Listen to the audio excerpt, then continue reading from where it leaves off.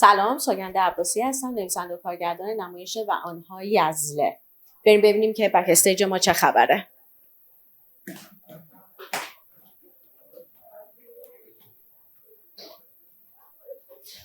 الان میخوام که با یکی از موزیسین های کارمون آشنا بشی، جناب آقای مرتضی یگانه راد، و به اضافه که یکی از طراحای حرکتمون که بسیار حرکت های زیبایی برای کار ما طراحی کردن، آقای بهادر فاضل.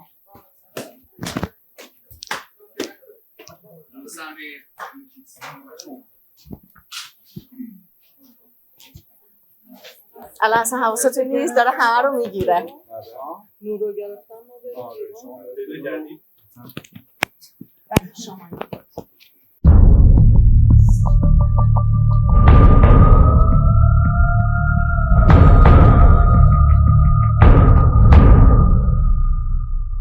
سختی کار ما زیاد داشتیم واقعیتش، ولی خدا رو شکر هم سر دادن مجوز و این چیزا خود سانسور کن دیگه سرچ سر اینکه مجوز ما دیر دادن و اینا ما خود رو اذیت کردن، ولی در کل کار خوبی از آب در اومد. شما هم که واقعا کارگردانی خیلی خوبی هستین، خیلی خوب کارگردانی کردین.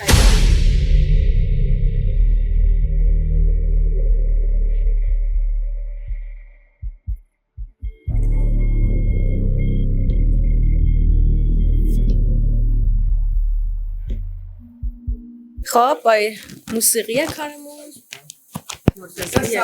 سلام بهادر جان، قربون شما. خواهش می‌کنم. خب مجید مقایبه.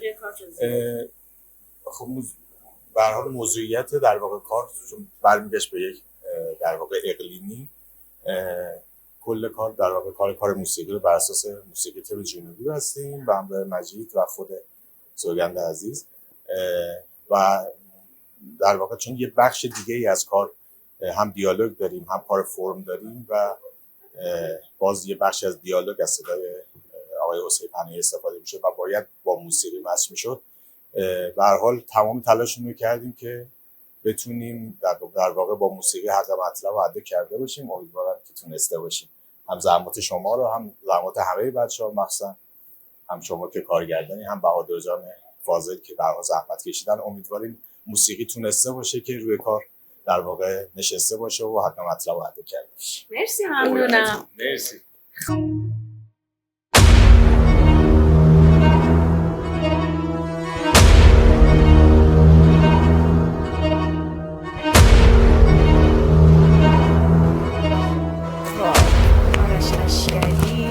با سلام، مرسی از شما که این فرصت رو به هم دادین. بله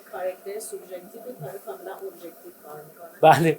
و این نقش واقعا یکی از نقش‌های بسیار سختی بود که واقعا من داشتم توی این مدت، چون هم حستون رو باید بیارید، هم اکت ها رو نیاز هستش که مناسب بکنید با اون نقش، و اینکه این حس ما بتونیم به مخاطب بدیم که این اتفاقی داره میفته و اون حس سوگ رو بدیم، چون سوگ به هر حال وقتی اتفاق میفته که یه فقدانی داره شکل میگیره. وقتی این فقدان شکل میگیره دیگه پایانش بسیار سخت میشه و اینکه یه شخصی بخواد اون رو هضمش بکنه و درکش بکنه به شدت سخت خواهد شد و امیدوارم که حالا خب تشریف بیارید و این نمایش رو ببینید از نزدیک. این از آخرین روزی که با انجالی اومد جلو در خونه بود. گفت سری ساکاتون رو جمع کنید. یه ماشین پیدا کردم تو ببرتتون. خوبش گفتم. خب بریم. خب نهال خانم سرخابی، تو هیچی نگو، هر چی بگی همون میشه. مثل اون شبی که گفتی هلما راستی جنگ هممون میمیریم. همون موقع ترسیدم، انگار یه چیزی تو دلم مثل موج دریا بالا و پایین میشد. هی خواستم برون نیارم، هی خواستم هیچ کاری نکنم، اما نتونستم. پیش خودم گفتم هلما برای یه بارم که شده بذار او چیزی بشه که تو میخوای. مرسی عزیزم. کار کردی یا جنوبی هستی خودتون؟ مرسی. جنوبی نه هستی؟ کار کردم. یعنی بچه رو کار کردی؟ بله. چیه؟ گفت صفیه. یه نمیخواست مواجب با ما بیاد. اون مواجب گفتم ما هلوا باید بریم یه شهر دیگه، یه جای امن، به خاطر بچه. خب بابک خیلی قشنگه. این برای مخبرسی تشکر ویژه از خود توفیق بابت اجازه ورود به کالبدش. مسئولیت سنگینیه، چون تو اون کالبد رو قراره چندین شب زندگی کنی، بیاری روی صحنه و هزاران نفر قراره اون کالبد رو ببینن، اون کاراکتر رو ببینن و من خیلی خوشحالم و خیلی خوشحالم از این بابت. خیلی سپاسگزارم ازش که به من اجازه ورود داد و اجازه داد که من کالبدش رو زندگی کنم. عزیزم قربون شما برم.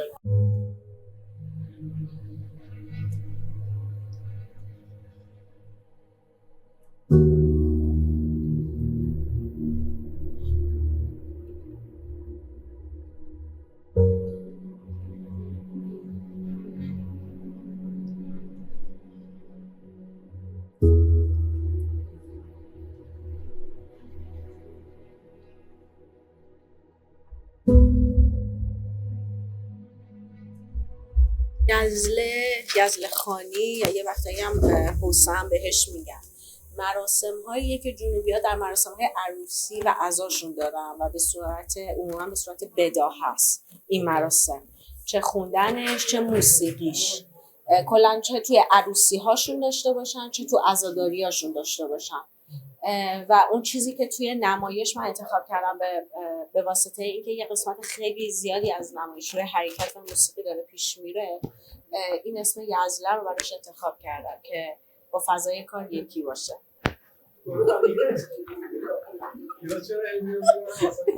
اینا یه جا آروم قرار ندارن، هیچ وقت اینقدر جدی نبودن، الان با این بارشون اینقدر جدی هم.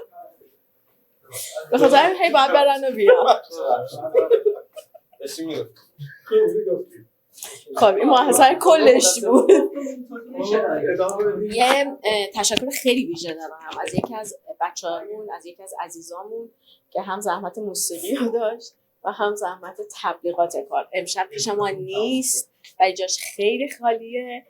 آقای مجید یگانه رات، اگه اینا هم بذارن که وسط این رفت آمدش من توضیح بدم خیلی خوب میشه. خیلی عالیه. شما